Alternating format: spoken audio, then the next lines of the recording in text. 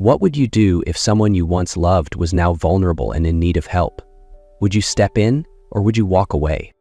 Ryan Cole, a successful architect known for designing some of the city's most iconic buildings, had everything people dream of: an impressive career, a luxurious lifestyle, and widespread admiration. Yet, beneath the surface of his seemingly perfect life lay an emptiness he couldn't ignore. Nights in his sprawling penthouse felt eerily quiet, and despite the accolades, Ryan often found himself longing for something deeper, something he lost long ago. One fateful evening, amid the city's endless buzz and chaos, Ryan's world took an unexpected turn. A chance encounter with Clara Hayes, the woman he once loved more than anything, would force him to confront not only his past, but also the man he had become. Her fragile state and growing struggles would lead him on a journey of redemption, love, and rediscovery. At 35 years old, Ryan Cole was the epitome of a successful architect. With major projects scattered across the city, he was admired for his relentless dedication and undeniable talent. Ryan's face often graced the pages of renowned architecture magazines, accompanied by articles praising his innovative designs and visionary approach. But behind the spotlight, his life was anything but fulfilling. His sprawling penthouse, perched atop a luxury high-rise, was where Ryan retreated every night. It was impeccably designed, with sleek furniture, floor-to-ceiling windows offering breathtaking city views, and an all-encompassing silence that greeted him like an unwelcome guest. Despite the success and acclaim, Ryan felt a gnawing emptiness that he couldn't shake. Ryan's phone never stopped buzzing. Messages from clients, reminders from his assistant, and an unending schedule of meetings left him with little time for anything else. Work consumed him entirely. Yet, on the rare evenings when he allowed himself to pause, the quiet of his home seemed deafening, wrapping around him like a cold, suffocating fog. In those moments, he couldn't help but wonder, what am I missing in life? Ryan had built an enviable career, but the price of his success was steep. Forgotten relationships, buried emotions, and a heart that seemed to have lost its way. One busy evening, Ryan was sitting in his sleek luxury car, stuck in the unending rush hour traffic. The red lights seemed eternal, and the blaring horns of impatient drivers only added to his growing frustration. His phone on the dashboard buzzed incessantly with notifications from clients and reminders from his assistant about unfinished tasks. He sighed, his gaze wandering aimlessly out the window. Across the street, a woman was struggling with several grocery bags, her arms weighed down by their load. One of the bags slipped from her grasp, spilling fruit onto the sidewalk. She bent down to pick them up, her movements slow and labored. Ryan was about to look away when she suddenly wobbled, her hand clutching her stomach as if trying to steady herself. His heart stopped. It was Clara Hayes. Her hair no longer had its usual shine, her eyes looked tired, and her figure had softened, her pregnancy unmistakable. Clara, the woman he had once loved more than anything, stood before him now, fragile and exhausted. Without hesitation, Ryan stepped out of his car and crossed the street. He reached her just as she stumbled and fell. "Clara! Can you hear me?" he called, his voice trembling with concern. Clara let out a faint groan, her eyes fluttering shut. Tinkling quickly, Ryan scooped her into his arms, her frail form trembling against his chest. As he carried her to the car, her faint breath sent a pang of fear through him. His chest tightened as he sped toward the hospital, the city lights blurring past. His mind consumed with one thought: I can't lose her.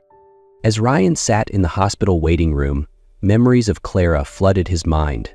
They came rushing back like scenes from an old movie, bringing both joy and heartache. They had met when Ryan was a young, ambitious architect with little to his name. At the time, he was working at a small firm, struggling to turn his design dreams into reality.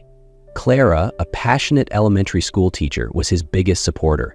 She would listen to his bold ideas, comfort him after every rejection, and constantly remind him, "Ryan, you're going to make it, just keep pushing a little longer."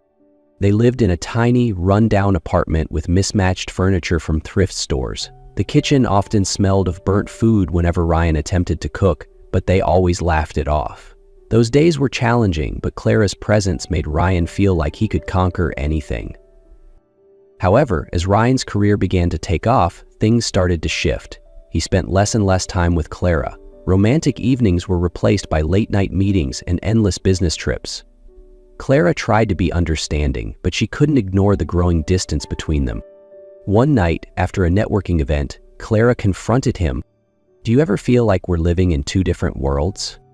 Ryan was caught off guard but brushed it off, saying, "You're a part of my world, Clara. I wouldn't be here without you." But Clara didn't feel it. His promises became increasingly hollow, and eventually she left, hoping to rebuild her life on her own terms.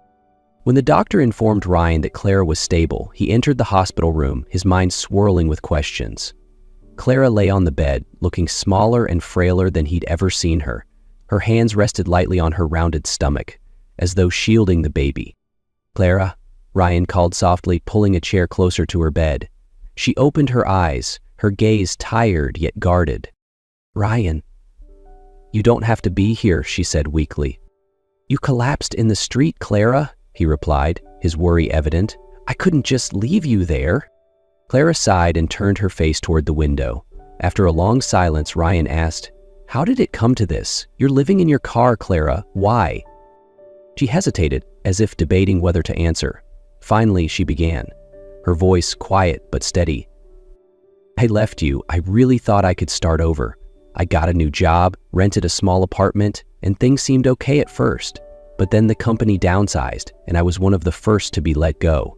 I didn't want to go back home. I didn't want anyone to see me fail, so I tried to hold on here." She paused, her eyes distant, lost in the memories of her struggles. "I tried to hold everything together, Ryan," Clara admitted, her voice shaking. "But my savings ran out faster than I ever imagined. The rent, the bills, everything just kept piling up. I looked for work every single day, but nothing came through. When I couldn't afford the apartment anymore, I had no choice. The car became my only shelter. I didn't want anyone to know how far I'd fallen." Ryan sat in stunned silence, her words cutting through him. "Why didn't you call me?" he asked quietly, his voice laced with guilt. Clara turned back to him, her expression colder than before. "Call you? For what? You've got your own life, Ryan. I wasn't going to be your burden." "Clara, you know I'd never turn my back on you," he said, almost pleading. "I had a right to know." "Ryan, don't ask," Clara interrupted sharply, her eyes flashing with resolve. "There are things you don't need to know, and this is one of them." Ryan wanted to press further, but when he saw the exhaustion in her eyes, he stopped himself. He realized that now wasn't the time to push her for answers, even though his questions continued to gnaw at him. After leaving the hospital, Ryan was adamant that Clara couldn't return to the car she had been living in. "You're coming to my place, no arguments," he insisted. At first, Clara protested. "Ryan, I don't need your pity," she said firmly, though her voice was weak. But Ryan interrupted her, his tone unwavering. "Clara, this isn't pity, it's responsibility. You need a safe place, and I'll make sure you have it." Ryan's home, vast and modern, seemed to spring to life the moment Clara stepped inside. However, Clara remained guarded, uncomfortable in the luxurious surroundings. Sensing her hesitation, Ryan tried everything he could to make her feel more at ease. He started with small gestures, setting up a room for her, stocking the kitchen with her favorite foods, and even attempting to cook, a skill he had never quite mastered. One evening, he decided to make something simple, pasta. But the sauce ended up burned, and the kitchen was soon filled with smoke. Clara stood in the doorway, amused, as Ryan frantically waved a towel at the smoke detector. "Ryan, I think we should just order takeout," she said, trying not to laugh. "I just wanted to do something nice for you," Ryan muttered, his cheeks flushing with embarrassment. Clara chuckled, stepping forward to take the spoon from his hand. "Next time, let me teach you, okay?" Slowly, the tension between them began to ease. Ryan accompanied Clara to her prenatal appointments, listened intently to the doctor's advice, and helped her prepare for the baby. Clara, though still cautious, started to trust in Ryan's sincerity. One evening after dinner, Ryan and Clara sat in the living room. Clara was folding tiny baby clothes, her hands moving methodically, while Ryan watched her in silence, his heart heavy with things he hadn't yet said. "Clara," he began, breaking the quiet, "I just want to say, I'm really glad you're here. I know I made a lot of mistakes before, and I really want to make things right." Clara paused, setting down the onesie she was holding. Her expression turned serious, and she hesitated before speaking. "Ryan, there's something I need to tell you," she said, her voice trembling slightly. Ryan felt the shift in the air. "What is it?" he asked, sitting up straighter. "The baby isn't yours." The words hit Ryan like a blow, leaving him momentarily speechless. "What do you mean?" he asked, trying to stay calm even as his heart sank. Clara looked down, avoiding his gaze. "I know I should have told you sooner, but when I saw you again, I was scared. Scared that if you knew, you wouldn't want to help me."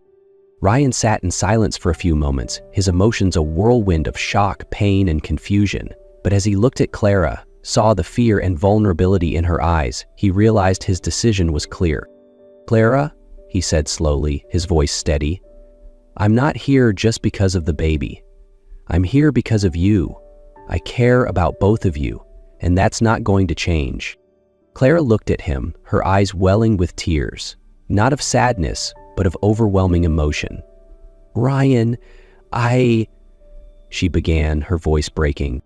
Ryan reached out and took her hand, his gaze unwavering. "I'm staying, Clara, no matter what." As Clara entered her 8th month of pregnancy, she began feeling more exhausted than usual. Ryan, ever observant, noticed her slower steps and the occasional wince of discomfort. One night, while Ryan was reviewing some documents in the living room, he heard Clara's faint voice calling from her room. Rushing in, he found her sitting on the bed, clutching her belly, her breathing uneven. "Ryan, I think it's happening," Clara gasped, her voice trembling with pain. Without hesitation, Ryan helped her to her feet. "Don't worry, I'm taking you to the hospital right now," he said, trying to stay calm even as panic surged within him. During the drive, Ryan held Clara's hand tightly, doing his best to reassure her. "It's going to be okay, Clara. I'm here." At the hospital, the doctors confirmed that Clara was in premature labor. They rushed her into the emergency room, leaving Ryan in the waiting area, pacing anxiously. Time stretched unbearably. Every time a nurse emerged, Ryan jumped to his feet. "How is she? How's the baby?" he asked desperately. Finally, a nurse approached with a reassuring smile. "She's delivered a baby girl. Both mother and baby are stable, but the baby will need monitoring since she was born early." Relief washed over Ryan. When he entered the room, he found Clara lying on the bed, pale, but with a gentle smile on her face. "Ryan," she whispered. He walked over, taking her hand, his voice thick with emotion. "You did amazing, Clara. I'm so proud of you."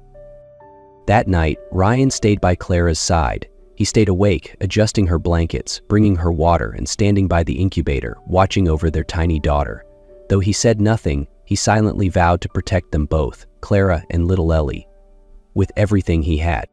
2 years had passed since Clara gave birth, and their lives had changed in ways neither of them could have imagined. Ryan had not only kept his promise to stay, but he had become an integral part of Clara and her child's life. On a cool afternoon, the three of them went for a picnic at a nearby park. Clara laid out the food on a blanket under the shade of a tree, while Ryan played with little Ellie, now a lively and energetic toddler. Their laughter echoed through the peaceful surroundings, warming Clara's heart. As the sun began to set, painting the sky in shades of orange and gold, Ryan turned back to Clara.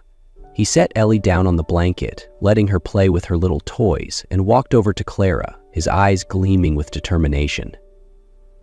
"Clara," he said, dropping to one knee. Clara froze, her eyes wide with surprise. "I don't know how to put into words just how much you and Ellie mean to me," Ryan began, his voice steady and warm. "Seeing the two of you every day has made me realize that my life only has meaning when it includes both of you."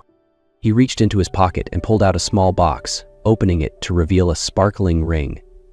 "Clara Hayes, you gave me a second chance when I didn't deserve one. You and Ellie have given my life meaning I never knew I needed. I want to spend the rest of my life showing you how much you mean to me. Clara, will you marry me?" Clara covered her mouth, tears streaming down her face. After a few moments of stunned silence, she nodded. "Yes, Ryan, I will." Ellie clapped her hands and giggled, unaware of what had just happened, making them both laugh. In that moment, Ryan knew he had found his family, and he vowed to do everything he could to keep it forever.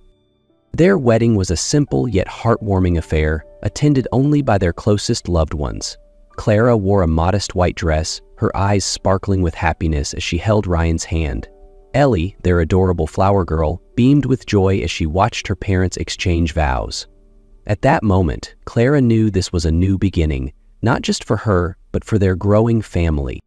After the wedding, Ryan and Clara built a life filled with love and laughter. The once cold expanse of Ryan's house was now a warm and lively home, echoing with Ellie's tiny footsteps and the chatter of family dinners. Ryan often spent his evenings teaching Ellie how to draw and dream up magical houses, while Clara read bedtime stories to her, filling the room with giggles. A year into their marriage, they welcomed a new addition to their family, a healthy baby boy named Noah. This time, Ryan was there for every moment of Clara's pregnancy, from doctor's visits to sleepless nights, as Ellie grew curious about becoming a big sister.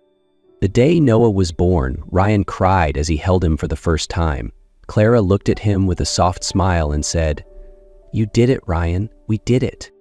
Their lives weren't perfect, but every challenge only made their bond stronger. Ryan embraced fatherhood with open arms, whether it was Ellie's bedtime giggles or Noah's late-night cries. Every moment, big or small, became a testament to the love and family they had fought so hard to rebuild. Family outings to the park, cozy dinners filled with laughter, and moments of quiet joy became the foundation of their happiness. Ryan, Clara, Ellie, and Noah were more than just a family. They were living proof that sometimes love isn't about finding someone perfect but choosing each other every single day, no matter the obstacles.